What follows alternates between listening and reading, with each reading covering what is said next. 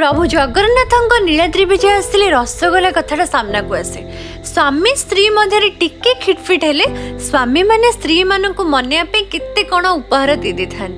तो प्रभु जगन्नाथ तो ए पछे ना मादल पांजी अनुसार माँ लक्ष्मी को प्रभु जगन्नाथ रसगोला उपहार स्वरूप दे था। तो बेंगल माने यार इतिहास को पर्तुगीज मान सहित जोड़ी कहते पर्तुगीज माने तांकर वाणिज्य घाटी हुगुड़ी चंदन नगर ठारे स्थापन कलापर बंगाली मानक छेनार प्रस्तुति शिखाई।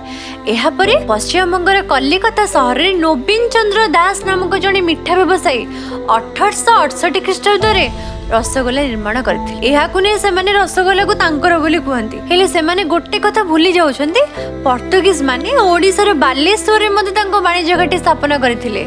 तो सेतेबेले ओडिया मानकु छेना प्रस्तुति शिखाइबारे कौन असुविधा थिला? मे भी हमर डॉक्यूमेंटेशन लेट हेई थाई पारे काहेकि ना अमर सिंह द्वारा रचित अमर कोशरे छेनार उल्लेख रही जार रचना प्राय 400 ख्रीष्टाब्दर।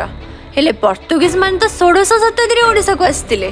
तो एथिर स्पष्ट जना पड़ुछि जे आमको केही भी रसगोला तैयारी करिबा सिखे नांदी। त आमको ऑलरेडी 14 शताब्दी पूर्व रसगोला प्रणाली जणा थिला। तो एबे मु प्राउडली कहि परिबि कि रसगोला केवल मो जगन्नाथ संस्कृतिर केवल मो ओडिशार।